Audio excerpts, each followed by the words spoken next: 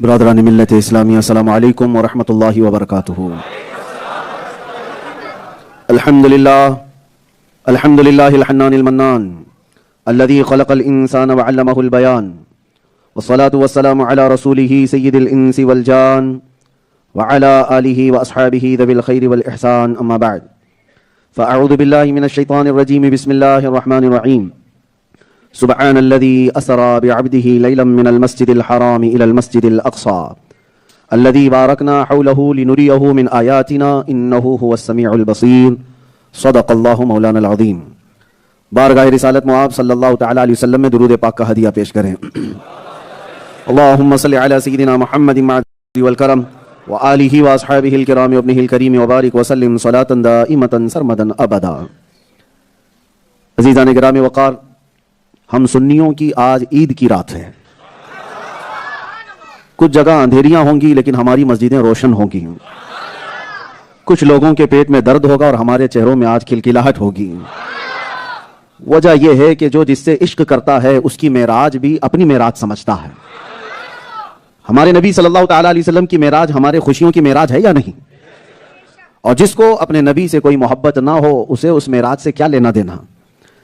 میں غیروں کی بات تو چھوڑیں، جو بنام مسلمان نظر آتے ہیں ان سے بھی ہمیں بات سمجھ میں نہیں آتی کہ وہ ابھی اسی فلسفے کے داو پیچ میں مبتلا ہیں کہ نبی گئے تھے کہ نہیں گئے تھے، جسم سے گئے تھے کہ روح سے گئے تھے۔ انہیں ابھی ان تمام چیزوں کے فلسفوں میں ہی گم پایا جا رہا ہے۔ لیکن جن کو اللہ تعالیٰ نے ہدایت عطا کی ہے، جن کی عقل کو اللہ نے معراج عطا کی، وہ معراج کے واقعے کو بھی سمجھ جاتے ہیں۔ کیوں؟ ایک ہی نقطے میں سمجھاؤں گا۔ ہر نبی کا ایک معجزہ ہوتا ہے۔ معجزہ کس کو کہتے ہیں؟ عربی میں عاجز کرنے والی چیز۔ عاجز کرنے والی چیز یعنی کسی کی سمجھ کو مجبور کر دینے والی چیز۔ آپ کہتے ہیں نا کہ انبیلیویبل، سمجھ میں نہیں آ رہا ہے، یقین نہیں ہوتا کسی چیز کو دیکھ کر، تو ایسی محیر العقول چیز جو سمجھ سے بالاتر ہے اس کو معجزہ کہتے ہیں۔ اور ہر نبی کو ایک معجزہ دیا گیا، اور تمام نبیوں کے معجزوں کا کمال میرے مصطفیٰ کو دیا گیا۔ تمام نبیوں کے معجزے جو ہیں ان معجزوں کا کمال میرے نبی کو دیا گیا۔ اب لوگ یہ کہتے ہیں کہ سفر معراج سمجھ میں نہیں آتا۔ ارے میاں، اگر تمہارے سمجھ میں آتا تو معجزہ کیسے ہوتا؟ معجزہ کہتے ہی اسے ہیں جو عام انسانی ذہن میں نہیں آئے، عام عقل میں جو سمجھ سے بالاتر ہو، وہی معجزہ ہے۔ اگر تمہاری بھی سمجھ میں آتا تو پھر نبی پاک کی خصوصیت کیا رہ جاتی؟ معجزے کی خصوصیت کیا رہ جاتی؟ بات سمجھ میں آ رہی ہے؟ وہ عام انسان نہیں ہے، وہ افضل البشر نبی کونین صلی اللہ تعالی علیہ وسلم اللہ تعالیٰ کے نبیوں میں بھی اعلیٰ ہیں، تو ان کے کام معجزہ ہیں۔ میرے عزیزوں، بس یہاں سے ہم گفتگو شروع کرتے ہیں۔ ایک بات آپ کو میں بتا دوں کہ معراج کا واقعہ سمجھنے کے لیے اور سننے کے لیے سنی ہونا ضروری ہے۔ یہیں سے شروعات ہے۔ سنی ہو تو سنو، نہیں ہو تو پھر جاؤ۔ جیسی رات ہے اندھیری تمہاری، ویسی ہی تمہارے دل بھی اندھیرے۔ ہاں، نبی پاک صلی اللہ تعالی علیہ وسلم کی معراج ایسا نہیں ہے کہ یہ صرف بریلویوں کی بات ہے۔ میرے عزیزوں، جملہ مشائخ، بزرگان دین، سلف و خلف، سب نے اس معراج کے واقعے کو لکھا، بلکہ صحیح احادیث کریمہ میں ہے، بلکہ مسجد حرام سے لے کر مسجد اقصیٰ تک کا سفر تو قرآن میں ہے۔ اگر کسی نے اس کا انکار کر دیا تو کافر ہے۔ نبی پاک صلی اللہ تعالی علیہ وسلم کے اس معراج کے سفر کو اللہ تبارک و تعالی جہاں سے شروع فرما رہا ہے، میرے عزیزوں، میں نے یہ بات اس لیے کہی سنی ہونا ضروری ہے۔ وجہ یہ ہے کہ سنیوں کے پاس ایک الگ چشمہ ہے جس سے دیکھتے ہیں تو عشق نظر آتا ہے۔ یہ چشمے کی بات نہیں کر رہے ہم، یہ تو صرف آنکھ کا چشمہ ہے، لیکن ایک بصیرت کا چشمہ ہوتا ہے، دل کی نگاہوں سے دیکھنے والی بات۔ اگر میں آپ کو بتاؤں لال رنگ کا چشمہ پہن کے جاؤ گے تو سب چیزیں لال لال دکھتی رہیں گی، اور آپ نیلے رنگ کا چشمہ پہنو تو چیزیں نیلی نیلی دکھتی ہیں۔ جیسا چشمہ پہنتے ہیں، یہ تو گلاس والے چشمے کی بات ہے۔ اسی طرح اگر تمہارے ذہن اور تمہاری عقل پر عشق کا چشمہ غالب ہو تو ہر چیز عشق میں ڈوبی ہوئی نظر آتی ہے، اور اگر کوڑ ہو، بغض ہو، عداوت ہو، ہر چیز کالی دکھتی رہے گی۔ تو جس کو نبی پاک صلی اللہ تعالی علیہ وسلم کے معراج کا سفر سمجھنا ہے تو میں آپ کو بتاتا ہوں، آج کے دور میں بھی کچھ جماعتیں ہیں جو نبی پاک کے معراج کے سفر کا، جسمانی سفر کا انکار کر دیتی ہیں یا ان کے معجزے کو نہیں مانتی۔ وہ وہی لوگ ہیں جو ابو جہل کا چشمہ پہنے ہوئے ہیں، اور جو معراج کو سمجھتے ہیں اور اس کی خوشیاں مناتے ہیں وہ صدیق اکبر کا چشمہ پہنے ہوئے ہیں۔ وجہ کیا ہے؟ جب نبی پاک صلی اللہ تعالی علیہ وسلم تشریف لائے، معراج واقعہ ہم بعد میں بیان کرتے ہیں، پہلے میں کچھ وہ باتیں جو دلیل کے طور پر حضور نے خود مکہ میں بیان کی۔ جب اللہ کے نبی صلی اللہ تعالی علیہ وسلم واپس تشریف لائے مکہ میں, تو واقع معراج کو بیان کر رہے تھے کہ کل کی رات رب تبارک و تعالیٰ نے مجھے جبرائیل امین کے ذریعے سے آسمانوں کا سفر کرایا, جنت و دوزخ دیکھا, عرش و کرسی لوح و قلم سارے لامکان سے بھی آگے, پھر واپس آیا تو جو صحابہ موجود تھے ان کو حضور پاک صلی اللہ علیہ وسلم یہ واقعہ سنا رہے تھے, اور سننے والوں میں ابو جہل بھی تھا. یہ بات یاد رکھیں, سننے والے بہت لوگ ہوتے ہیں, ہمارے بھی سننے والے بہت ہوتے ہیں, سب عشق والے نہیں ہوتے ہیں, کچھ تو کوڑ نکالنے والے بھی ہوتے ہیں. تو ابو جہل سن کر کے گیا, آج تو مجھے بڑا پوائنٹ مل گیا ہے کہ یہ تو بہت ماوراء العقل بات کر رہے ہیں, کسی کو بھی کہیں گے تو کون مانے گا یہ چیز ایک رات میں. ارے میاں آج کا دور نہیں ہے وہ کہ راکٹ تھی یا پھر کوئی اور بہت تیز رفتار کی کوئی سواری, یہ وہ دور ہے جب گھوڑے اور اونٹوں پر لوگ سفر کیا کرتے تھے. اس دور میں میرے آقا صلی اللہ علیہ وسلم فرما رہے ہیں جب مسجد حرام سے مسجد اقصی بیت المقدس جانے کا سفر ہی 1 مہینے کا تھا, صرف زمینی سفر 1 مہینے کا تھا, پھر اس کے بعد آسمانوں کا سفر وہ اس کی تو مقدار ہی نہیں. اس زمانے میں حضور فرما رہے ہیں کہ ایک رات میں گیا بھی اور آیا بھی. یہ یقین کرنا آسان نہیں تھا. ابو جہل نے یہ پوائنٹ پکڑ لیا اور کہا کہ یہ تو بہت ماوراء العقل بات ہے, اس سے تو میں لوگوں کو اب بھڑکا سکتا ہوں محمد کے خلاف صلی اللہ علیہ وسلم. اور اتفاق ایسا کہ ابو جہل کو اس محفل سے اٹھنے کے بعد سب سے پہلا جو شخص ملا وہ ابو بکر صدیق تھے. وہ محفل رسول میں تھے نہیں, کہیں سے آ رہے تھے. ابو بکر کو پکڑ لیا ابو جہل نے, کہا ابو بکر پتہ ہے مکہ میں ایک بہت بڑا معاملہ ہو گیا ہے, ایک بڑا انسیڈنٹ. ابو بکر صدیق رضی اللہ تعالیٰ عنہ نے پوچھا کہ کیا ہوا ہے. ابو جہل نے کہا ایک شخص ہے, نام نہیں کہا اس نے, کہا ایک شخص ہے وہ کہتا ہے رات کو اس نے مسجد حرام سے لے کر مسجد اقصی تک کا سفر کیا, بیت المقدس تک گیا. اتنا ہی کہا. حضور تو بہت لمبا سفر بیان کیے ہیں, لیکن ابو جہل نے ابو بکر صدیق رضی اللہ تعالیٰ عنہ کے پاس اتنا ہی کہا ایک شخص ہے مکہ میں جو دعویٰ کر رہا ہے کہ رات کو وہ مسجد حرم سے مسجد اقصی تک گیا اور پھر واپس بھی آ گیا. تو ابو بکر تم کیا کہتے ہو ایسے شخص کے بارے میں. حضرت ابو بکر صدیق نے کہا ایسا کیسے ہو سکتا ہے, بات تو صحیح ہے نا, انسانی تقاضا یہی کہتا ہے, عقل یہی کہتی ہے, ایسا کیسے ہو سکتا ہے. حضرت ابو بکر صدیق نے بھی کہا ایسا کیسے ہو سکتا ہے.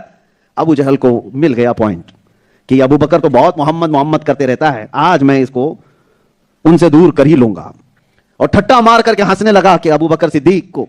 تو حضرت ابو بکر صدیق نے دیکھا کہ اتنی خوشیاں کیوں منا رہا ہے, پوچھا کون ہے, کس نے کہا. تو ابو جہل نے کہا ارے تمہارے قریبی ساتھی محمد صلی اللہ علیہ وسلم نے ہی یہ کہا ہے. تو جانتے ہو حضرت ابو بکر صدیق نے کہا ارے کمبخت, پہلے کیوں نہیں بتایا, تو نے تو کہا کہ وہ ہر مسجد حرم سے مسجد اقصی تک جا کر کے ایک رات میں آئے. قسم رب ذوالجلال کی اگر وہ اس سے آگے آسمانوں کی بھی بات کریں تو بھی میں تسلیم کروں گا. اگر انہوں نے کہا ہے تو بالکل سچ کہا, اس میں کوئی جھوٹ نہیں ہو سکتا. حضرت ابو بکر صدیق نے پورا واقعہ معراج میرے مصطفیٰ سے سنا نہیں, اس سے پہلے ہی کہا اگر انہوں نے یہاں تک کا ہی سفر کہا ہے مسجد حرم سے مسجد اقصی تک کا, اس میں کون سی بڑی بات. اگر وہ کہہ دیں کہ آسمانوں کا بھی سفر کیا ہے تب بھی میں تسلیم کروں گا. یہ ایمان ہے. اور حقیقت میں ہوا بھی ہے کہ صدیق اکبر رضی اللہ تعالیٰ عنہ پہلے سے تصدیق کر کے آئے, اور جب محفل رسول میں آئے تو ان کے آنے سے پہلے جبرائیل امین آئے اور کہا اللہ تعالیٰ آپ کے ابو بکر کو صدیق کہتا ہے, کہ تصدیق کرنے والے ہیں, ایمان ہو تو ایسا ہو. میرے عزیزو انہوں نے یہ پوچھا نہیں کہ یا رسول اللہ کیسے ہو سکتا ہے, ایسے کیسے ہو سکتا ہے, ویسے کیسے, کسی دلیل کے بغیر میرے مصطفیٰ نے فرمایا تو بالکل حق فرمایا. یہ ایمان کا اعلیٰ درجہ ہے جو صدیق کے مقام پر پہنچاتا ہے. عزیزان گرامی وقار, آج بھی لوگ چون چرا میں 1400 سال گزار چکے ہیں, مگر صدیق کا ایمان ملنا آسان نہیں ہے. اسی لیے میں نے شروع میں کہا معراج کا سفر دیکھنے کے لیے ابو جہل کا چشمہ نہیں صدیق اکبر کا چشمہ ہونا چاہیے. ان نظروں سے دیکھو تو ہر مرحلہ معراج سمجھ میں آ جائے گا. پہلا سفر, 3 سفر ہیں میرے آقا کے, ایک تو مسجد حرام سے مسجد اقصی تک, یہ زمینوں کا سفر ہے. دوسرا سفر ہے مسجد اقصی سے لے کر آسمانوں کا سفر, یہ آسمانی سفر ہے. تیسرا سفر ہے جہاں آسمان بھی ختم زمین بھی ختم, وہ لامکاں کا سفر ہے, جگہ کا نام ہی نہیں ہے, پورا پچھم اتر دکن کچھ نہیں وہاں پر. یہ سمتیں کہاں پر ہوتی ہیں, ایسٹ ویسٹ ساؤتھ نارتھ کہاں ہے, یہاں سورج طلوع ہوتا ہے وہاں پر یہ جہتیں ہیں, ڈائریکشن ہے, ادھر پورب ہے, ادھر پچھم ہے, ادھر پورب ہے, ادھر اتر ہے, ادھر دکن ہے. یہ ساری چیزیں کہاں ہوتی ہیں, جہاں سورج طلوع ہوتا ہے. میرے آقا وہاں چلے گئے جہاں سورج بھی نہیں, چاند کی بھی رسائی نہیں, جہاں پر ڈائریکشن ہی نہیں. تو اسی لیے اس کو کیا کہا گیا, لامکان, یعنی جس جگہ کا نام ہی نہیں. جگہ وہ ہوتی ہے جس کا کچھ نام ہو. اور یہ تیسرا سفر ہے. میں کہتا ہوں رسول مختار صلی اللہ تعالی علیہ وسلم کے تینوں سفر سمجھ میں آ جائیں گے, لیکن سب سے پہلی شرط ہے آپ کے اندر حب مصطفیٰ ہو, عشق رسول ہو. ہاں اسی لیے بخاری شریف میں بھی واقعات بخاری موجود ہیں, لیکن پتہ نہیں وہ لوگ پڑھ کر کے ابھی تک کیوں ان پڑھ ہیں, پڑھ کر کے بھی ان پڑھ ہیں جو بخاری بھی پڑھتے ہیں. اسی لیے مشہور ہے, یہ کہا گیا ہے بے عشق مصطفیٰ جو پڑھتے ہیں بخاری, آتا ہے بخار ان کو آتی نہیں بخاری. بے عشق مصطفیٰ جو پڑھتے ہیں بخاری, بغیر حب مصطفیٰ کے بخاری بھی پڑھ لو تو بخار تو آ سکتا ہے, بخاری نہیں آئے گی. میرے عزیزو شروعات ہم یہیں سے کرتے ہیں, عشق مصطفیٰ کے بغیر کوئی چیز ممکن نہیں ہے حصول اس کا, اور اس کو عشق کی زبان میں ہم ہندوستانیوں کے لیے پہلا مدرسہ ہے بریلی کے امام کا، پہلا مدرسہ ہے۔ وجہ یہ ہے کہ یہاں سے جو آداب سکھائے گئے، جہاں یہاں سے جو عشق کے تمام مراحل سکھائے گئے، میرے عزیزو پھر بریلی کا چشمہ پہنو تو معراج کا سفر یوں نظر آتا ہے، وہ سرور کشور رسالت جو عرش پر جلوہ گر ہوئے تھے، نئے نرالے عرب کے سامان، نئے نرالے طرب کے سامان عرب کے مہمان کے لیے تھے، یہاں زمین پر وہاں فلک پر رچیتی مچیتی دھومیں، ادھر سے انوار اٹھتے آتے، ادھر سے نفحات اٹھ رہے تھے، اتار کر ان کے رخ کا صدقہ، یہ اعلیٰ حضرت کے کلام کو پڑھ رہا ہوں میں جو معراج کا سفر بیان کیا ہے، اتار کر ان کے رخ کا صدقہ، وہ بٹ رہا تھا نور کا باڑا کہ چاند سورج اچھل اچھل کر جبیں کی خیرات مانگتے تھے، کہ چاند سورج اچھل اچھل کر جبیں کی خیرات مانگتے تھے، وہی تو اب تک چھلک رہا ہے، وہی تو جوبن ٹپک رہا ہے، وہی تو اب تک چھلک رہا ہے، وہی تو جوبن ٹپک رہا ہے، نہانے میں جو گرا تھا پانی کٹورے تاروں نے بھر لیے تھے۔ یہ جو تارے جگمگا رہے ہیں کیا سمجھتے ہو؟ اعلیٰ حضرت کہتے ہیں نہانے میں جو گرا تھا پانی رسول اللہ کے کٹورے تاروں نے بھر لیے تھے۔ کیا مثالیں ہیں۔ اعلیٰ حضرت یوں فرماتے ہیں اتار کر ان کے رخ کا صدقہ، وہ بٹ رہا تھا نور کا باڑا، اور ادھر چاند سورج اچھل اچھل کر جبیں کی خیرات مانگتے تھے، اور پھر وہی تو اب تک چھلک رہا ہے، وہی تو جوبن ٹپک رہا ہے کہ نہانے میں جو گرا تھا پانی کٹورے تاروں نے بھر لیے تھے، بچا جو ان کے تلووں کا دھون، بچا جو تلووں کا ان کے دھون، یہ دیکھو مثالیں، بچا جو تلووں کا دھون، بنا وہ جنت کا رنگ و روغن، بچا جو تلووں کا ان کے دھون، بنا وہ جنت کا رنگ و روغن۔ اور اعلیٰ حضرت نے اس کو کیوں فرمایا، ضیائیں کچھ عرش پر آئیں کہ ساری قندیلیں جھلملائیں۔ ارے حضور خورشید کیا چمکتے، خورشید کس کو کیا کہتے ہیں؟ خورشید سورج کو کہتے ہیں۔ اعلیٰ حضرت کہتے ہیں ارے حضور خورشید کیا چمکتے، حضور خورشید کیا چمکتے کہ ستارے منہ اپنا دیکھتے تھے، حضور پاک صلی اللہ تعالی علیہ وسلم کی۔ اور پھر پورا سفر معراج اعلیٰ حضرت ایک شعر میں بیان کرتے ہیں، کون سمجھ پائے گا؟ لوگ ابھی اس میں ہیں کہ رسول اللہ کا اتنا پاور، رسول اللہ کی اتنی طاقت، وہ کیسے گئے، کہاں گئے، یہ سب سمجھنے کے لیے ایک چیز سمجھنا ہوگا آپ کو، تم نے رسول اللہ کی حقیقت کو کہاں سمجھا؟ خود میرے آقا فرماتے ہیں میری حقیقت کو میرے رب کے سوا کوئی نہیں جانتا۔ تمہاری عقل وہاں تک نہیں گئی جو رسول اللہ کی حقیقت کو سمجھ سکے، لیکن بریلی کا امام یوں سمجھاتا ہے وہی ہے اول، وہی ہے آخر، وہی ہے ظاہر، وہی ہے باطن۔ کون؟ رسول اللہ کی ذات، وہی ہے اول، وہی ہے آخر، وہی ہے ظاہر، وہی ہے باطن۔ اب پورا معراج کا سفر اللہ تعالیٰ کو اگر تم مانتے ہو کہ وہ بادشاہ اعظم ہے، ہر طاقت و قوت کا مالک ہے، تو سنو اسی کے جلوے، کس کے؟ اللہ کے، اسی کے جلوے، اسی سے ملنے، اسی سے اس کی طرف گئے تھے۔ کمال پورا میرے رب ذوالجلال کا ہے۔ ارے رب تعالیٰ اگر چاہے تو صدیوں کا سفر وہ منٹوں میں کراتے ہیں، کیا اس کے لیے بھی ناممکن بات ہے؟ تم حضور کی طاقت پر جھگڑا کر رہے ہو، ارے رب کی طاقت ہے۔ اسی لیے قرآن میں اللہ نے یہ نہیں کہا کہ میرے محبوب نے سفر کیا، معراج کے سفر کو اللہ نے یوں نہیں بیان کیا کہ محمد صلی اللہ تعالی علیہ وسلم اٹھے اور مسجد حرام سے مسجد اقصی آسمانوں کا سفر کیے اور واپس آ گئے، نہیں، رب تعالیٰ فرماتا ہے سبحان الذی، پاک ہے وہ ذات جس نے سفر کرایا۔ یہ نہیں کہا کہ محمد صلی اللہ علیہ وسلم نے سفر کیا، بلکہ رب کیا فرماتا ہے؟ پاک ہے وہ ذات جس نے سفر کرایا۔ اس کے کرانے پر بھی کسی کو شک ہے تو بتاؤ، پھر تمہارا ایمان ہی کہاں ہے؟ اس کا سفر کرانا اللہ نے بیان کیا، پاک ہے وہ ذات جس نے سفر کرایا اپنے بندے خاص کو رات کے کچھ حصے میں مسجد حرم سے مسجد اقصی تک، تو اس کی طاقت میں تو کوئی جھگڑا نہیں ہے۔ رب تبارک و تعالیٰ اس کام کو فرما رہا ہے یہ میں نے کرایا ہے۔ اور اسی وجہ سے میرے عزیزو اس واقعے کو سمجھنے کے لیے سب سے پہلے میں آپ سے یہ کہہ رہا ہوں کہ عشق کی نگاہ ہو اور سمجھ بوجھ سے کام لے تو آدمی گمراہ نہیں ہوگا۔ میں معجزے کو بھی بتایا آپ کے سامنے، معجزہ کس کو کہتے ہیں؟ عقلوں کو عاجز کرنے والی چیز، عقلوں کو مجبور کر دینے والی چیز، سمجھ سے جو بالا تر ہے اس کو معجزہ کہتے ہیں۔ اور معراج کا پورا سفر میرے مصطفیٰ کا معجزہ ہے، میرے مصطفیٰ کریم صلی اللہ علیہ وسلم کا معجزہ ہے۔ اب دو چند یہاں پر باتیں ہیں جو عقیدے سے تعلق رکھتی ہیں، یہ کہہ کر کے ہم آگے گزرتے ہیں۔ میں نے سب سے پہلے کیا جملہ کہا؟ آج ہماری عید کی رات ہے یا نہیں مسلمانوں؟ کیوں؟ لوگ ابھی بھی سوال کریں گے یہ کیا ہے آج کی رات، یہ سنی لوگ جاگتے ہیں، مسجدوں کو روشن کرتے ہیں، تمہیں کیا لینا دینا؟ ہم ہمارے نبی پاک صلی اللہ علیہ وسلم کی ہر بلندی پر خوشیاں مناتے ہیں۔ تمہارے گھر میں کوئی چور بیٹا پیدا ہو تو تم برتھڈے میں پتہ نہیں کتنے دھوم دھڑاکے کرتے ہو، ہاں پتا بھی نہیں ہو کہ بیٹا بڑھ کر کے کیا بننے والا ہے، چور بنے گا کہ ڈاکو بنے گا، تمہیں خبر بھی نہیں، لیکن بچوں کے پیدا ہونے پر تو الگ خوشیاں ہیں۔ اور یہ کائنات کے وہ آقا و مولا جس کو اللہ تعالیٰ نے ہم پورے غریبوں پر رحمت بنا کر بھیجا ہو، اس نبی رحمت صلی اللہ تعالیٰ علیہ وسلم کا ہر دن ہمارے لیے عید کا دن ہے، نبی پاک صلی اللہ تعالیٰ علیہ وسلم کی ہر نشانی ہمارے لیے باعث برکت ہے۔ اسی لیے میں نے شروعات میں یہ کہا کہ جب کبھی حضور پاک صلی اللہ تعالیٰ علیہ وسلم کی کوئی بھی معراج کی بات آئے وہ ہم سنیوں کے لیے خوشیوں کی رات ہے۔ ہاں اب نبی پاک صلی اللہ تعالیٰ علیہ وسلم کو 20 رمضان المبارکہ کے دن مکہ فتح کر کے عطا کیا گیا کہ نہیں؟ فتح مکہ کی تاریخ ہے، مکہ فتح ہو گیا. میں آپ کو بتاؤں، آپ کے باپ کو کسی جگہ اہم نوکری لگ جائے، آپ کے لیے خوشی کا دن ہوتا ہے کہ نہیں؟ کیوں؟ اپنے بڑوں کی کوئی بھی اچھی بات، آپ کے گھر میں خوشیوں کا ماحول ہو جاتا ہے. ارے بیٹا کہیں بڑے پوسٹ پر آ گیا تو آپ کو خوشیاں ہیں. آپ کا کوئی خاندانی رشتہ دار کسی مہم پر گیا اور کامیاب ہو گیا تو خاندان والے خوشیاں مناتے کہ نہیں مناتے؟ یہ تو بلا تشبیہ و بلا تمثیل. میرے آقا صلی اللہ تعالیٰ علیہ وسلم تبارک و تعالیٰ نے 20 رمضان کو فتح مکہ عطا کیا. میرے آقا کی خوشی کا دن تھا تو امت کی خوشی ہے یا نہیں؟ 17 رمضان المبارکہ کو بدر میں اللہ تعالیٰ نے عظیم فتح عطا کی تو میرے آقا کی یہ فتح پوری امت کی فتح ہے یا نہیں؟ جس دن نبی پاک صلی اللہ تعالیٰ علیہ وسلم کی ایسی کوئی نشانی اللہ نے عظمت اور رفعت اور بلندی عطا کی، وہ سنیوں کی خوشی کا دن ہے. معراج کی رات، یہ 26واں رجب جو آج گزرا اور 27ویں شب شروع ہوئی، تمام محدثین نے بیان کیا ہے آج کی رات اللہ تعالیٰ نے اپنے نبی پاک صلی اللہ علیہ وسلم کو بستر سے اٹھا کر حرم کعبہ میں اور حرم کعبہ سے مسجد اقصیٰ سے آسمانوں کا سفر کرایا. اور یہ نہ اگلوں میں کسی کو ملا نہ آگے کبھی کسی کو مل سکتا ہے. یہ ایک خصوصیت میرے آقا کو عطا کی گئی. تو جس رات میرے آقا کو یہ معراج عطا ہوئی، جہاں میرے آقا کی معراج ہے، ہم سنیوں کی معراج ہے، ہم سنیوں کی خوشی کا دن ہے. بلندیاں ہماری بھی ہیں، نبی پاک صلی اللہ تعالیٰ علیہ وسلم کے صدقے میں ان کے غلاموں کی بلندیاں ہیں.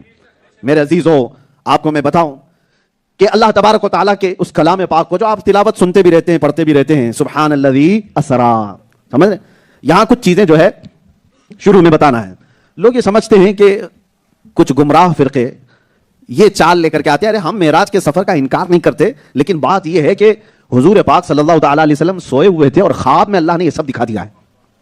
خواب میں اللہ تعالیٰ نے یہ سب دکھا دیا. اور ایک فرقہ ہے وہ کہتے ہیں کہ نہیں، اللہ نے رسول اللہ کی روح کو یہ معراج کرائی، سفر کرائی، حضور جسم کے ساتھ وہیں تھے. یہ کیا باتیں ہوئی؟ یہ سب جو چیزیں پھیلائی جاتی ہیں، کیوں؟ اس لیے کہ تمہاری عقل مان جائے. ہاں، روح کا سفر تو ہو سکتا ہے لیکن حقیقت سے اس کا تعلق نہیں ہے. قرآن میں جو کہا گیا سبحان الذی اسرا بعبدہ، پہلے میں لفظ سے ثابت کر دوں. قرآن کے الفاظ کہتے ہیں پاک ہے وہ ذات جس نے اپنے بندے کو بعبدہ، عبد کا لفظ آیا ہے قرآن میں، عبد کا سے مراد کون ہے؟ رسول اللہ کی ذات. یہ تو سب کا ماننا ہے کہ عبد سے مراد کون ہے؟ رسول اللہ کی ذات. اور عبد عربی میں روح کو نہیں کہتے، جسم کے مالک کو کہتے ہیں. عبد بندہ کس کو کہتے ہیں؟ روح اور جسم دونوں ہو. اور قرآن نے کہا ہے اپنے بندہ خاص کو. دوسری دلیل میں آپ سے کہتا ہوں، میں سویا تھا. پہلی بات یہ ہے کہ آپ کو یہ بھی معلوم ہونا چاہیے، روایتیں بتاتی ہیں مکہ کے کفار و مشرکین نے جب یہ واقعہ معراج سنا تو انہوں نے قبول نہیں کیا، انکار کیا ہے. کہا محمد صلی اللہ تعالیٰ علیہ وسلم ایسی بڑی بڑی باتیں کر رہے ہیں، ہم اس کو نہیں مانیں گے. انکار کیا کہ نہیں کیا؟ یہ سب مشہور ہے. ابو جہل پارٹی پوری انکار کر گئی. یہ سارے لوگ انکار کرنے والے لوگ ہیں. سنیے آپ، وہ عقل والے لوگ تھے کہ نہیں؟ ارے سمجھ بوجھ رکھنے والے لوگ تھے کہ نہیں؟ وہ تو سمجھ سکتے تھے، انسانی عقل و شعور رکھتے تھے. میں اگر ابھی آپ سے کہوں کل رات میں سویا تھا اور امریکہ گیا، وہاں سے پھر یو کے گیا، پھر نیوزی لینڈ گیا، پھر وہاں سے ممبئی آ گیا، رات کو خواب میں یہاں وہاں گیا، تو آپ لوگ کیا کہیں گے؟ ہو سکتا ہے خواب میں کوئی آدمی کہیں پر بھی جا کے آ جائے. یہ تو نہیں کہیں گے جھوٹ بول رہا ہے. ارے خواب کی بات کہاں، آپ یہ نہیں کہیں گے خواب دیکھا ہے کہ نہیں دیکھا یہ تو تم کو پتا، لیکن اگر گئے تھے تو ٹھیک ہے، کوئی بات نہیں. خواب میں آدمی آسمانوں پہ بھی جاتا ہے، نیچے بھی جاتا ہے، پتہ نہیں کہاں جاتا ہے. خواب میں جانے کا کوئی انکار نہیں کرتا. لیکن میں آپ کو بتاؤں، اگر میں یہ بات کہہ دوں کہ نہیں ایک رات میں اتنا سفر کر کے واپس آ گیا، تو آپ کہیں گے کیسے ہو سکتا ہے، آپ تو یہی تھے، جسم یہی تھا، کیسے جا کر کے آئے؟ تو مکہ والوں نے جو انکار کیا، حضور اگر یہ بتا رہے ہوتے کہ میری روح نے سفر کیا یا میں خواب میں سفر کر کے آیا، تو مکہ والے انکار کبھی نہیں کرتے. مکہ والے انکار نہیں کرتے، خواب کی بات تو مان لیتے.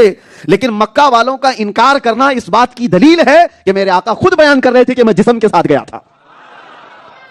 ہاں، میرے آقا خود بیان کر رہے تھے کہ میں جسم کے ساتھ گیا تھا. اگر حضور خواب بیان کر رہے ہوتے تو مکہ والے کیوں انکار کرتے؟ ان کا انکار کرنا بھی اس بات کی دلیل ہے کہ میرے آقا نے روح کی سفر کا واقعہ نہیں بیان کیا، جسم کے سفر کا واقعہ بیان کیا ہے. اسی لیے عام زبان میں، حالانکہ یہ دلائل کی روشنی میں نہیں کہتا، عام زبان میں، ہم بچپن میں تھے تو بہت چھوٹی چھوٹی کتابوں میں ہم کو جب پڑھاتے تھے تو ہمارے ایک استاد تھے، وہ کہتے تھے کہ لمبا واقعہ جو سنتے ہیں اس کو ہم 5 لفظوں میں تمہیں سمجھا دیتے ہیں. بہت چھوٹی، بہت پہلے کی بات بتا رہا ہوں میں، چھوٹے سے معراج کا لفظ تمہیں پوری معراج کرا دیتا ہے. عربی پڑھنے والے لوگ ہوں، اردو پڑھے ہوئے ہوں یا قرآن پڑھے ہوئے لوگ ہیں تو سمجھ جائیں گے. معراج میں 5 لفظ ہیں، میم، عین، را، الف، جیم. یہی ہے، پڑھے لکھے لوگ ہوں گے تو سمجھ جائیں گے. معراج جہاں پر بھی لکھا ہوگا آپ دیکھ لینا، اس کو پڑھ لینا. 5 ہی حرف ہیں معراج، میم، عین، را، الف، جیم. ہمارے استاد بتاتے تھے کہ یہ لفظ ہی تمہیں پوری معراج بتا دیتا ہے. کہا کیسے؟ کہا معراج کا میم بتاتا ہے محمد کو معراج ہوئی صلی اللہ علیہ وسلم. معراج کا میم کیا بتاتا ہے؟ محمد کو معراج ہوئی. اور عین بتاتا ہے عرش پر گئے تھے. اور معراج کا تیسرا حرف ہے را. را بتاتا ہے رات کو گئے تھے. اور چوتھا حرف ہے الف, یہ بتاتا ہے اللہ کے پاس گئے تھے. اور پانچواں حرف ہے جیم, یہ بتاتا ہے جسم کے ساتھ گئے تھے.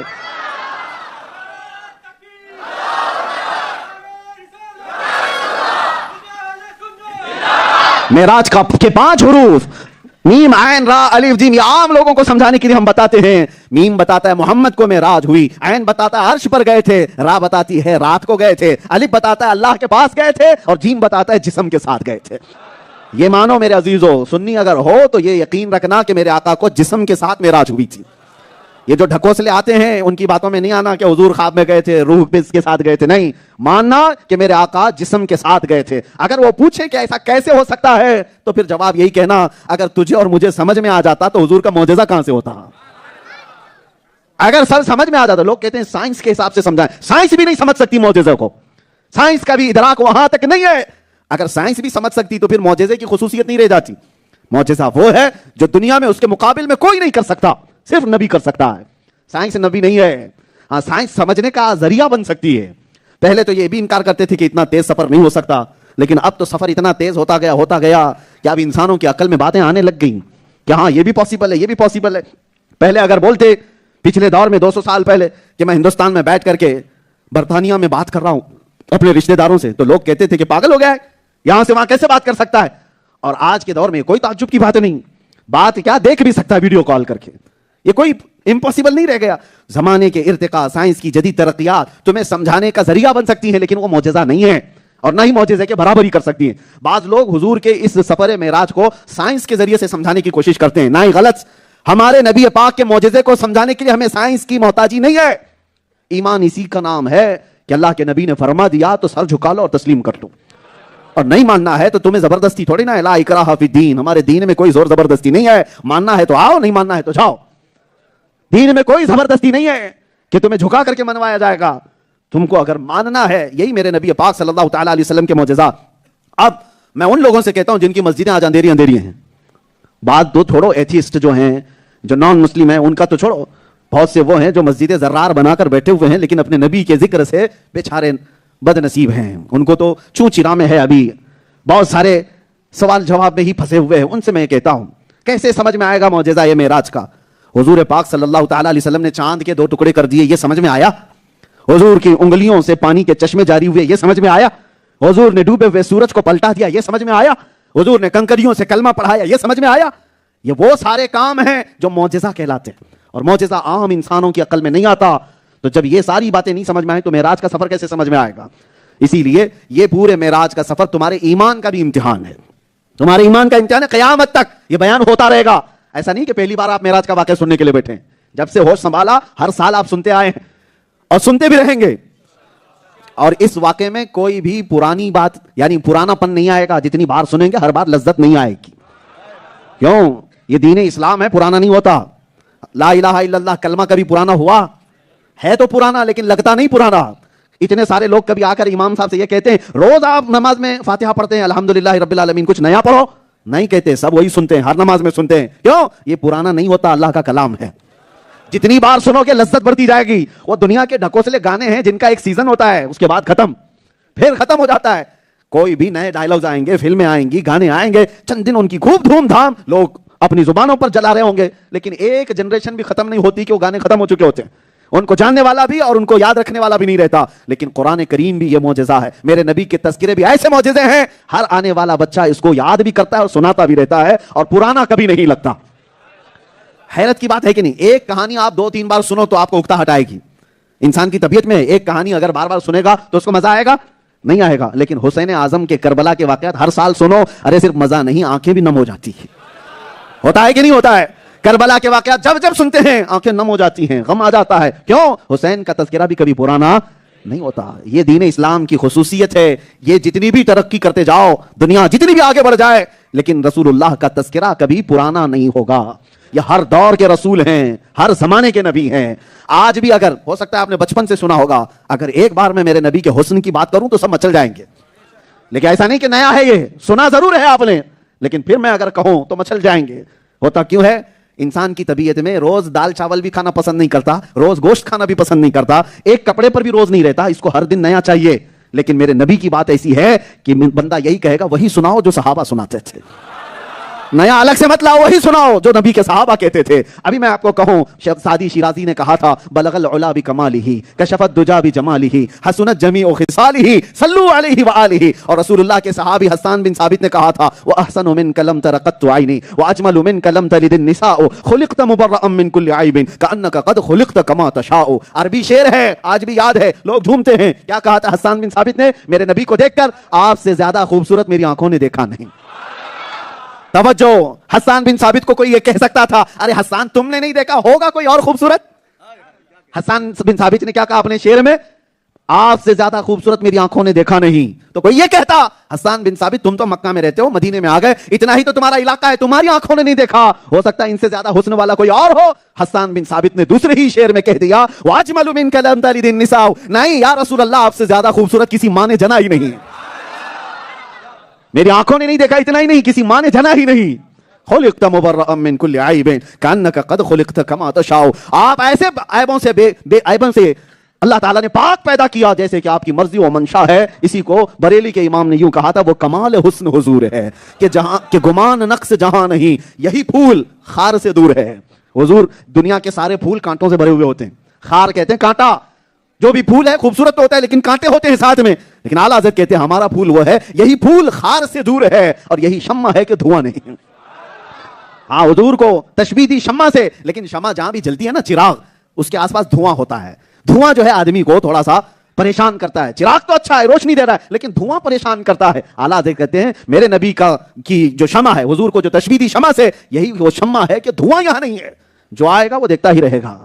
عزیزان گرامی وقار، تذکرہ مصطفیٰ کبھی پرانا نہیں ہوتا، سفر معراج بھی قیامت تک پرانا نہیں ہوگا۔ میرا خود کا سفر یا آپ کا کسی کا سفر 2-4 بار بیان کر دو، دیکھو لوگ کہیں گے بس کرو مولانا کتنی بار بولتے ہو، کتنی بار بولو گے، سن تو لیا ہم نے، لیکن نبی کے سفر کو کہو آپ کہیں گے اور بولو اور بولو۔ وجہ کیا ہے؟ اس میں اللہ تعالیٰ نے روحوں کو لذت میرے مصطفیٰ کے ذکر میں رکھی ہے، ہمارے ذہن اور ہمارے قلوب کی لذت اللہ نے میرے مصطفیٰ کے ذکر میں رکھی ہے، اور اسی لیے میرے آقا کے ذکر سے کبھی کوئی پریشان نہیں ہوتا۔ میں نے مصر میں دیکھا ہے، مصر کے لوگ، ایجپٹ کے، عربی پیدائشی عربی ہے، مادری زبان عربی ہے۔ ہمارے استاذ مولود کی محفل کرتے تھے ہر جمعہ کو، ہم بھی جاتے تھے، اور جب ان کی محفل ختم ہوتی ہم ہندوستانی طلبہ جو پڑھنے کے لیے وہاں تھے، پاکستانی تھے، بنگلہ دیشی تھے، انڈونیشی، مالیشی، سارے لوگ آتے تھے، مولود کی محفل عربی میں ہوتی، اور جب محفل ختم ہو جاتی تو وہ شیخ یہ کہتے کہ انڈین اسٹوڈنٹس کون ہے یہاں پر، ہندوستانی طلبہ کون ہے؟ ہم کھڑے ہوتے، کہتے وہ پڑھو مصطفیٰ جان رحمت پہ لاکھوں سلام۔ ہم پڑھتے تھے، پورا سلام پڑھ لیتے تھے، وہ کھڑے جھومتے رہتے تھے، ان کو سمجھ میں کچھ نہیں آتا، عربی لوگ ہیں لیکن مصطفیٰ جان رحمت پہ لاکھوں سلام۔ ہم پڑھ کر کے آتے، ایک دن میں نے پوچھا تھا استاد جی آپ کو سمجھ میں آتا ہے یہ کہ یہ پورا سلام جو ہم لوگ پڑھتے ہیں آپ کیوں بار بار کہتے ہیں؟ انہوں نے کہا عشق کے لیے سمجھ کی ضرورت نہیں ہوتی، جس زبان میں بندہ عاشق ہوتا ہے وہ پوری دنیا کو قائل کر کے رہتا ہے، پوری دنیا کو قائل کر کے رہتا ہے۔ میرے عزیزو، ایک واقعہ بھی مجھے یاد آتا ہے، ممبئی کی سرزمین پر کیرلا کے ایک بہت بڑے عالم دین تھے، آج سے تقریباً 20-30 سال پہلے کی بات بتا رہا ہوں، 93 میں۔ آپ ادھر متوجہ رہے، محفل اس طرف رہے۔ کیرلا کی زبان تو آپ جانتے ہیں ملیالم، وہ ایسے باؤنس جائے گی کہ آپ کو سمجھ میں نہ آئے۔ ملیالم ہم ہیں ہندوستان میں لیکن اتنی کڑک زبان ہے کہ جلدی لوگوں کے سمجھ میں نہیں آتی، لگتا ہے یہاں ٹرسٹی زیادہ ہیں بٹھانے والے۔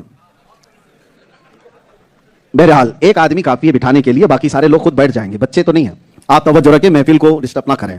درود پاک، اللہم صلی علی سیدنا محمد معدن الجود والکرم وآلہ واصحابہ الکرام وابنہ الکریم وبارک وسلم صلاۃ دائمۃ سرمدا ابدا۔ میں بات کہہ کر کے آگے بڑھ جاتا ہوں۔ بڑے عالم دین تھے 93 میں نے اپنے بڑوں سے سنا کہ وہ آئے اور سٹیج لگا اور ملیالم میں وہ بیان کرتے، ان کا جو جذباتی بیان تھا لوگوں میں مشہور تھا، میں نام نہیں ذکر کر رہا ہوں، لیکن ایک ٹرانسلیٹر ساتھ میں کھڑا رہتا تھا، وہ ملیالم میں بولے اس کے بعد یہ ٹرانسلیٹ کرے، پھر وہ بولے پھر یہ ٹرانسلیٹ۔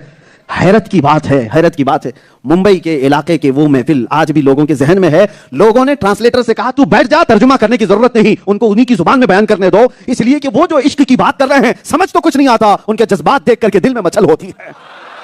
بہت ساری جگہوں پر باڈی لینگویج ہی عشق پھیلاتی ہے۔ بہرحال ہماری گفتگو ادھر ادھر نہ جائے، اس لیے میں آپ سے کہہ رہا ہوں کہ حضور کا تذکرہ کبھی پرانا نہیں ہوتا اور کبھی اس کو ٹرانسلیٹ کی بھی زیادہ ضرورت نہیں آتی۔ آپ سوچو افریقہ میں اسلام آیا کیسے، یورپ میں اسلام آیا کیسے؟ ان کی زبانیں عربی نہیں تھی اور رسول اللہ کے صحابہ کے دور میں ایمان آیا، اسلام آیا ہے۔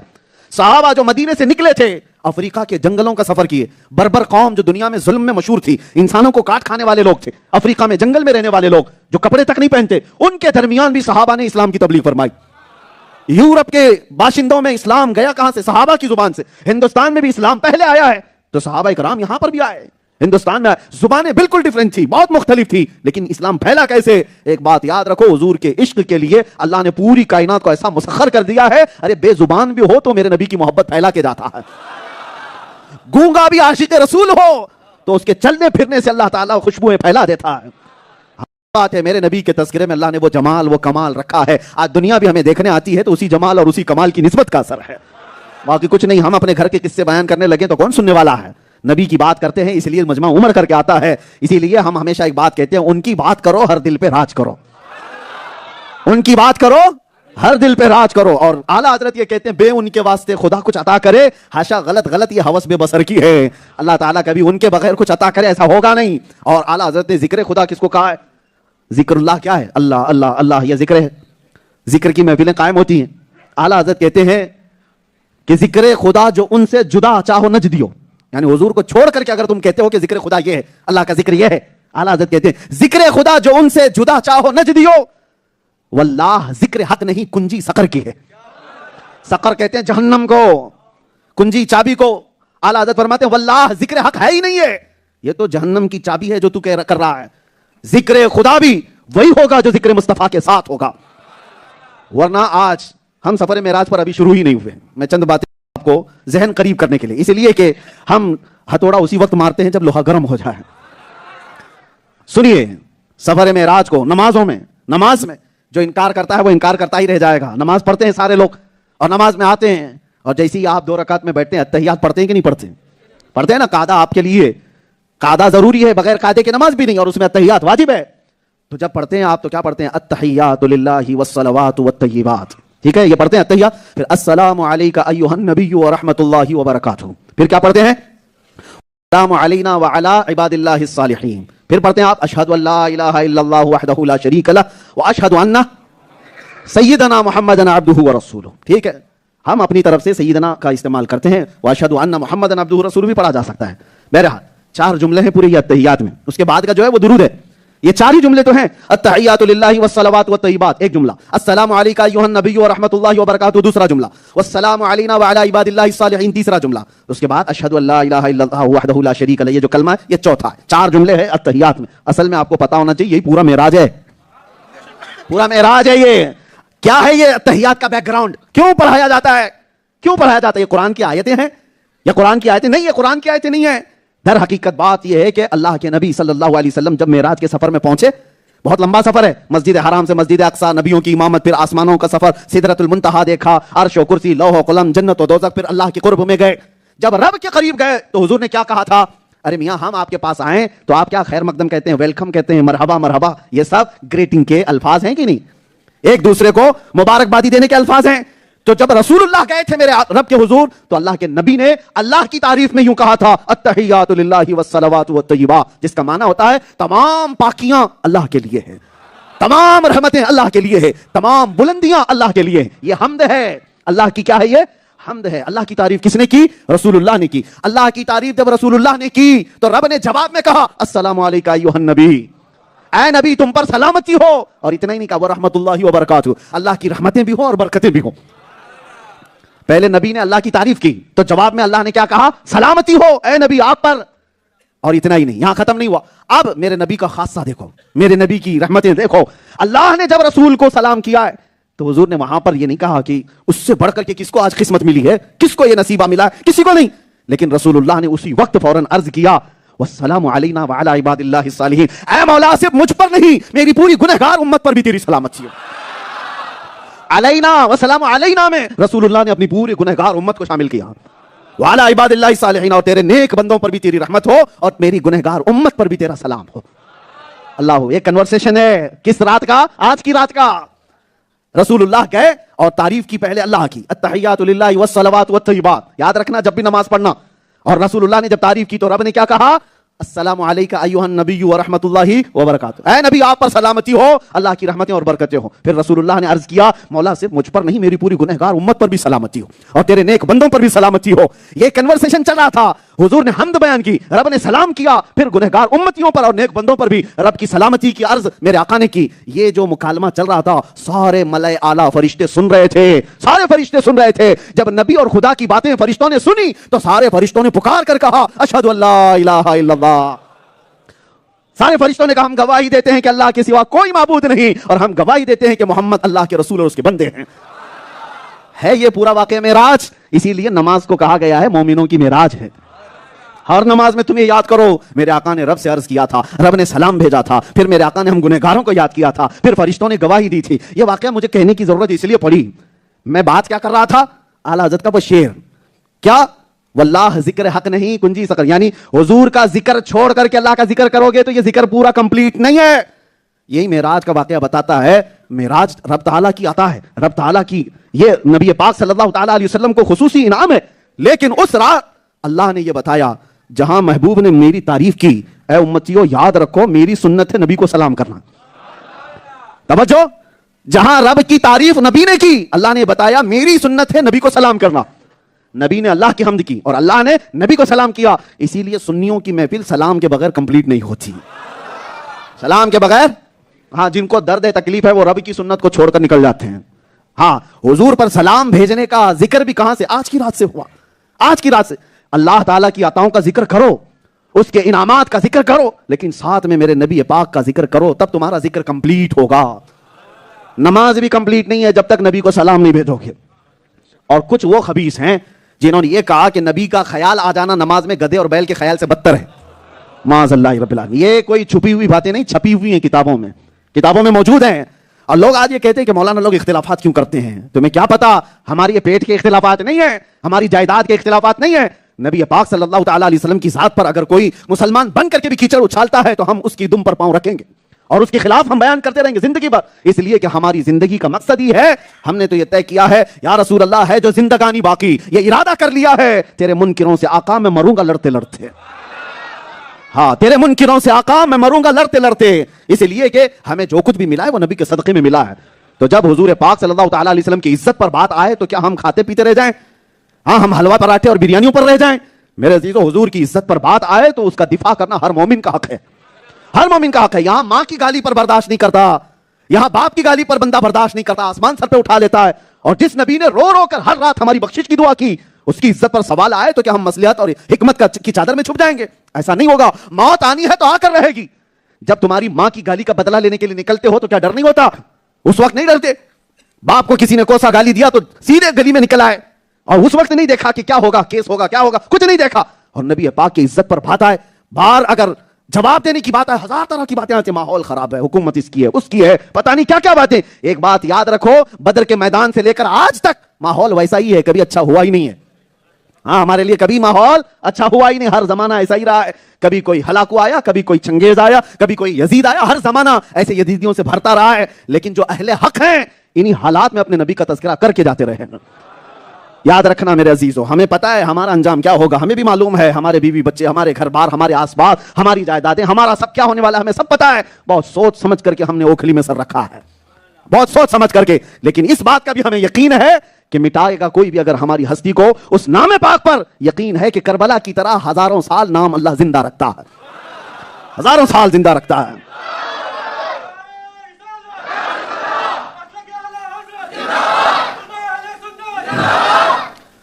میرے عزیزو، اس میں چھو چرا اور بغلیں جھانکنے کی بات نہیں ہے۔ لوگوں کو آج بھی یہ ہے، میاں میں کوئی وہ نہیں ہوں، کوئی نڈر بات کرنے والا۔ لوگوں نے اس طرح سے سمجھا ہوگا کہ بے خوف نڈر ہو کر بات کرتے ہیں، میاں یہ ہر مومن کا حق ہے، بے خوف ہو کر کے جینا ہر مومن کا وصف ہونا چاہیے۔ بزدلوں کا یہاں کیا مقام، بزدلوں کی کیا جگہ ہے؟ نبی پاک صلی اللہ تعالیٰ علیہ وسلم کا چاہنے والا، اسے سب سے پہلا یہ یقین ہوگا کہ اس روئے زمین پر میں سب سے سچے دین پر قائم ہوں، مجرم قوم سے وابستہ نہیں ہوں کہ ٹوپی چھپانا پڑے، داڑھی چھلانا پڑے اور سیکولر بن کر کے گھومنا پڑے، کوئی پہچان نہ لے۔ نہیں، روئے زمین پر جی رہا ہے تو میرے نبی کی نسبت پر فخر کے ساتھ جیے، فخر کے ساتھ جیے۔ اس نبی سے بہتر چہرہ کسی کا کائنات میں ہو ہی نہیں سکتا، اس نبی کے لباس سے بہتر کوئی لباس نہیں ہے۔ ہمارا یہ یقین ہے، دنیا ننگا گھومنے پر فخر کرتی ہے، تم نبی کی سنت پر کیوں شرم حیا کرو گے؟ آج دنیا चूड़ियां बालियां चोटी रखने में शर्म नहीं करती, तुम्हें दाढ़ी में क्या शर्म है? नबी पाक सल्लल्लाहु अलैहि वसल्लम की सुन्नतों पे किस बात की शर्म है? इसीलिए मेरे अजीजों, सबसे पहली चीज मैंने जो शुरुआत की है इस वाक़े मेराज को बयान करने से पहले ही मैंने कहा, मेराज का वाक़या सुनने और समझने के लिए सबसे पहले सुन्नी होना जरूरी है। सुन्नी है तो अब आगे बयान करते हैं। नबी आखिरुज़्ज़मा सरवरे ला मकान सल्लल्लाहु तआला अलैहि वसल्लम उस अजीम नेमत से सरफराज किए गए थे। आज की रात क्यों बुलाया गया था? आज की रात कुछ खुसूसी है, आज की रात में कुछ स्पेशल है, ये 27वीं रात को बुलाया गया। अरे शबे कदर रमजान में आती, उस रात को हुजूर को सफर कराया जाता जिस रात कुरान नाजिल हुआ। आज की रात का क्या था? मुफस्सिरीन फरमाते हैं बात ये थी कि नबी पाक सल्लल्लाहु अलैहि वसल्लम जब से तबलीग इस्लाम कर रहे थे, हर दिन कोई ना कोई ईमान ले आता था। हुजूर तबलीग करते, कोई ना कोई इस्लाम कबूल कर लेता। लेकिन ये 26वीं रजब की, ये जो 26वीं रजब का दिन था, इस पूरे दिन हुजूर की बारगाह में कोई भी इस्लाम कबूल नहीं किया। और हुजूर को सबसे ज्यादा गम और तकलीफ किसी बात से होती तो ईमान न लाने से, क्योंकि कुरान में अल्लाह ने मेरे नबी की सिफत में बयान किया, हरीसुन अलैकुम बिल मुमिनीन, वो रसूल है, अगर सबसे ज्यादा उनको किसी चीज की तलब है तो तुम्हारे ईमान लाने की तलब है। हुजूर और किसी चीज की तलब तुमसे नहीं रखते कि तुम जायदाद दे दो, माल दे दो, कुछ नहीं। हुजूर पाक सल्लल्लाहु अलैहि वसल्लम को तुमसे अगर किसी चीज की तलब है तो तुम्हारे ईमान लाने की। और जब 26वीं रजब को कोई ईमान नहीं लाया तो हुजूर गमगीन हो गए, दिल मलाल में था। और नबी पाक सल्लल्लाहु तआला अलैहि वसल्लम लोगों से कट करके उम्मे हानी के घर गए, दरवाजा बंद करके आराम करने लगे। उम्मे हानी आपकी चचेरी बहन है, और कहा भी किसी को मिलने मत देना, आने मत देना, मैं आज आराम करूंगा, गम से दिल बोझल है। क्यों? कोई ईमान नहीं लाया। और दुनिया का दस्तूर यह है, हम जब हाई डिप्रेशन में चले जाएं, टेंशन में चले जाएं, तो क्या करते हैं? घूमने फिरने के लिए निकल जाएं, समंदर के किनारे, किसी बगीचे में, किसी हिल स्टेशन पर, कहीं ना कहीं जा करके अपने दिल को हल्का करके आएं, तफरीह करने के लिए जाएं। दिल को हल्का करने के लिए इंसानों का यह मिजाज है जब गमगीन होते हैं। और महबूब खुदा जब गमगीन था, अल्लाह ताला का हबीब जब गमगीन था, तो महबूब की यह शान नहीं है कि वो किसी ऊंची जगह पर जाएं, समंदर के किनारे जाएं। और दुनिया के बागीचे मेरे नबी के गम को क्या हल्का करते? रब ताला ने जिब्राइल को भेजा, कहा जिब्राइल जाओ, मेरा महबूब गमगीन है, दुनिया वाले दुनिया के बाग देखते हैं, मैं अपने महबूब को जन्नत के बागात दिखाता हूं। आज की रात बुलाओ, मेरे महबूब को जन्नत के बागात दिखाए जाएं, गम हल्का करने के लिए। और जन्नत के बागात दिखाए जाएं, अर्श व कुर्सी दिखाई जाए, सिदरतुल मुंतहा दिखाए जाएं, फरिश्तों के नजारे दिखाए जाएं, अंबिया की इमामत दिखाई जाए, और अर्श व कुर्सी लौह कलम दिखाए जाएं। इस पर भी नबी का गम हल्का ना हुआ, सारे हिजाबात हटा दिए जाएं, मैं खुद अपनी ज़ियारत मुस्तफा को कराऊं। आज की ये खुसूसियत थी, मेरे नबी के दिल को हल्का करना था, मेरे नबी के गम को तस्कीन में बदलना। रब ताला ने आज की रात बुलाया, दुनिया अपने गमों को हल्का करने के लिए दुनिया के सैर और सफरी करती है, मगर महबूब खुदा जब गमगीन हो तो रब ताला जन्नत की सैर कराता है। और एक बात बड़ी खास, मुफस्सिर शहीर हकीमुल उम्मत अल्लामा अहमद यार खान नईमी रहमतुल्लाह ताला अलैह लिखते हैं कि देखो क्या प्यारी बात है, क्या प्यारी बात है। ये जो वाक़या मेराज है ना, वाक़या मेराज कहां से शुरू हो रहा है? सुब्हानल्लज़ी अस्रा बिअब्दिही। ये आयत याद है कि नहीं है? इतनी तो मुसलमानों को याद होना चाहिए। 15वें पारे की शुरू की आयत है। शुरू कहां से होती है? सुब्हानल्लज़ी अस्रा बिअब्दिही। सुब्हान, सुब्हान, सुब्हान किसको कहते हैं? अल्लाह ताला की जात की जब पाकी बयान की जाए। आप कोई बड़ा काम देखते हैं तो क्या कहते हैं? अभी मैं बयान कर रहा हूं, थोड़ी देर में रुकूं तो आप क्या कहेंगे? ये सुब्हान अल्लाह का लफ्ज आपकी जुबान पर आया है कि नहीं? जब कोई अच्छी बात लगे तो क्या कहते हैं आप? फिर बोलो क्या कहते हैं? ये मेरी तारीफ नहीं है, तारीफ अल्लाह की है। क्यों? अल्लाह ने इतनी बड़ी चीज इसको अता की है, सुभान अल्लाह। बंदा खुशियों के मौके पर क्या कहता है? सुभान अल्लाह। अच्छा ये देखिए, हमारे घरों में भी माहौल ऐसा है, घरों में भी माहौल ऐसा है, बच्चा कुछ बोलने लग जाए तो आप खुशियों में क्या कहेंगे? सुभान अल्लाह कहें। और किसी की शादी में खूबसूरत नजर आने लगे तो आप क्या कहें? सुभान अल्लाह, क्या अच्छे लग रहे हैं। दूल्हा क्या लगता है? सुभान। किसी को खूबसूरत देखा तो आपने क्या कहा? माशाअल्लाह भी कहते, सुभान अल्लाह। अल्लाह की तारीफ है, अल्लाह की तारीफ है, अल्लाह बुलंदो वाला है जो इस शान के साथ इसको अता किया। बात ठीक है? बंदे किसी ताज्जुब की बात को देखते हैं तो क्या कहते हैं? दिमाग में रखो ये बात, जब भी कोई बड़ी बात देखें तो बंदे क्या कहते हैं? ज़हन में है ये बात? अब सुनो, मेराज की रात है, नबी पाक सल्लल्लाहु तआला अलैहि वसल्लम जब बिस्तर से उठाए गए, जिब्राइल अमीन आए और आपको अर्ज किया कि अल्लाह ताला आसमानों के सफर पर आपको बुला रहा है। रसूलुल्लाह सल्लल्लाहु तआला अलैहि वसल्लम मस्जिद हरम में थे, आपका सीना चाक किया गया ऊपर से लेकर नाफ तक, और फिर दिल मुबारक को जन्नत के पानियों से धोया गया, फिर रखा गया। फिर उसके बाद जिब्राइल अमीन ने कहा कि अब यहां से आगे का सफर है, तजल्लियात भर दी गई हैं, जो नूर की तजल्लियात आपको आगे के सफर के लिए ताकतवर बनाएंगी। अब शुरू हो रहा है। लेकिन एक बात आप भी कहते हैं, आज भी मेराज के सफर का दूल्हा कौन है? हमारे नबी पाक की जात, मुस्तफा की जात मेराज के सफर की क्या है? वो दूल्हा है। मानते हैं कि नहीं मानते? ارے وہی تو دولہا ہے, حضور دولہا ہے, اسی لیے تو 1,24,000 کم و بیش برات کی شکل میں مسجد اقصی میں انبیاء پہلے سے موجود تھے. دولہا آ رہا ہے, دولہے کو دیکھنا ہے, سارے نبی پہلے سے انتظار میں ہے یہ بات. اور یہ آج کی رات میرے آقا صلی اللہ تعالیٰ علیہ وسلم کی ایسی رات, یہ بلا تشبیہ و بلا تمثیل. دنیا کی شادیاں کیا خوشیاں دیں گی, جو معراج کی رات میرے مصطفیٰ کو خوشیاں دی گئی, کیا خوشیاں دی گئی ہیں. ارے نبی پاک صلی اللہ تعالیٰ علیہ وسلم مسجد اقصی میں آئے, اور وہاں پر ایسا نہیں ہے کہ 1 منٹ 1.5 منٹ کے لیے, بلکہ روایتیں بتاتی ہیں آدم علیہ السلام سے لے کر عیسیٰ علیہ السلام تک سارے بڑے انبیاء, وہاں جو جلیل القدر پیغمبر تھے, سبوں نے میرے نبی کی شان میں قصیدے بھی بیان کی, خطبے بھی پڑھے, اور نبی پاک نے ان کی امامت کرائی. جو نماز تھی وہ نبیوں کی نماز تھی, جس کے امام میرے مصطفیٰ تھے. رسول پاک صلی اللہ تعالیٰ علیہ وسلم امام الانبیاء, امام المرسلین, امام الہدا, حضور پاک صلی اللہ تعالیٰ علیہ وسلم کا یہ سفر معراج سننے کے لیے. اب جو پوائنٹ میں کہنے چاہ رہا ہوں, توجہ چاہتا ہوں. ہمارے گھر سے جیسے ہی کوئی دولہا بنتا ہے, بہت سارے کنوارے بھی ہوں گے بنے, اللہ تعالیٰ جلدی ان کو شادی عطا کرے, کیونکہ یہ دعا بھی کرنا ہے کہ اچھی اور نیک اور صالح عورت کسی کو مل گئی تو میرے آقا فرماتے ہیں اس کو آدھی دنیا مل گئی. ہاں, اگر بگڑے ہوئے ہے تو آدھی جہنم دنیا میں ہے اس کی. دعا کرو ربنا آتنا فی الدنیا حسنہ, اے اللہ ہمیں دنیا میں سب سے بہترین چیز عطا کر, وہ عورت عطا کر جو تیرے سے قریب کرے. خیر, شادی کی بات آئی ہے تو اس لیے میں کہہ رہا ہوں شادیوں کی جو خوشیاں ہیں مجھے مثال بتانا ہے. عام طور پر رواج یہ ہے کہ دولہے کو گھوڑے پر بٹھا دیتے ہیں, گھوڑے پہ نہیں گھوڑی پہ, رواج یہی ہے نا, چاہے گھوڑے پہ بیٹھے, گھوڑی پہ بیٹھے, سواری پہ بیٹھتا ہے. دولہے کی ایک شان ہوتی ہے.